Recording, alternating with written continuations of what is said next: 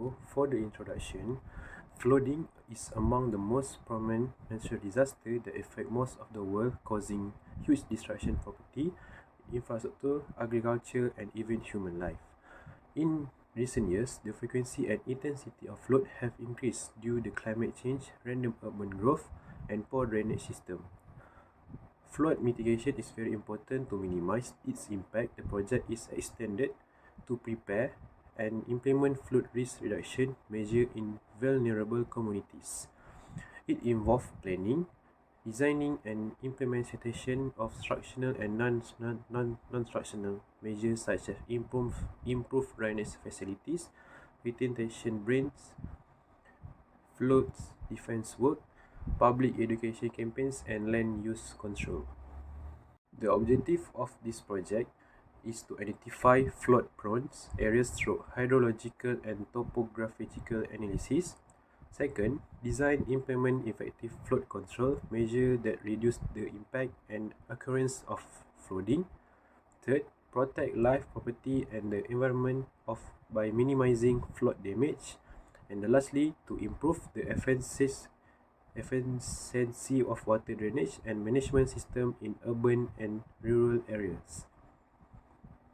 Alright, my name is Suman Mohimin bin Muhammad Rusli. My matrix number is AA241368. And today I would like to talk about the result. So, as we can see in the picture, before the pond was built, we found that flooding had occurred in two areas. This is what caused the heptagon-shaped pond to be built to prevent flooding in the area.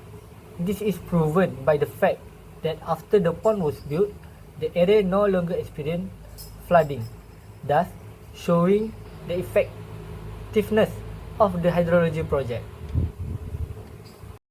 Alright, for discussion part, we can see the two hydraulic simulation images created using HERAS show water flow and flood pattern in the riverine area. The first image reveals widespread water overflow into lowland zone due to the lack of flood control, especially in green and yellow area. In contrast, the second image includes a dark blue retention pond near a river bend, which effectively contains excess water. This structure addition significantly reduced flooding in the nearby area.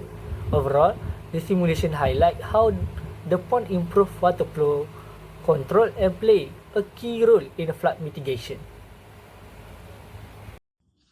The implications of the projects are: the comparison between the before and after flood simulation maps demonstrates a significant reduction in floodwater due to the implementation of a flood control system. Initially, floodwaters heavily affected low-lying residential and commercial areas, posing risk to infrastructure and lives. After migration measures were introduced, floodwater is largely redirected into hourglass-shaped retention ponds designed to store excess rainwater. This system effectively limits the spread of flooding, reduces potential damage, lowers repair costs, and enhances city resilience. The use of hydrology data and topographic maps proves valuable in disaster planning, supporting long-term development and also climate change adaptation. Assalamualaikum warahmatullahi wabarakatuh. My name is Muhammad Afiq Shamim bin Nur Azlan, and the last part is conclusion. The flood mitigation pond design project allow us to apply civil engineering and hydrological principles in a practical setting. Using HERAS modeling, we demonstrated that retention pond can effectively reduce flooding in low-lying areas.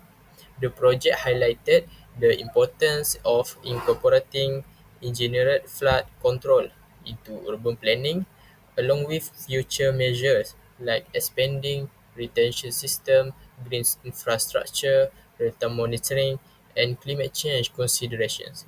It also reinforced academic standards and emphasized the ethical and social responsibilities of engineers in promoting sustainable, resilient, and communities. Assalamualaikum and hi, my name is Muhammad Fakri Ifan bin Muhammad, and today I would like to present our future recommendation for hydro projects, which is to improve future projects. Students should be give access to accurate site-specific data like rainfall records and land use details. Future design should include larger or additional retention ponds, green infrastructure, for example, rain gardens, wells, permeable pavements, and real-time monitoring system for early flood alerts. Regular maintenance of water channel is essential, and land use planning must avoid development in flood-prone areas. Community engagement and climate change consideration also key to ensuring long-term resilience and sustainability of flood management efforts. So that's all about our discussion. Thank you.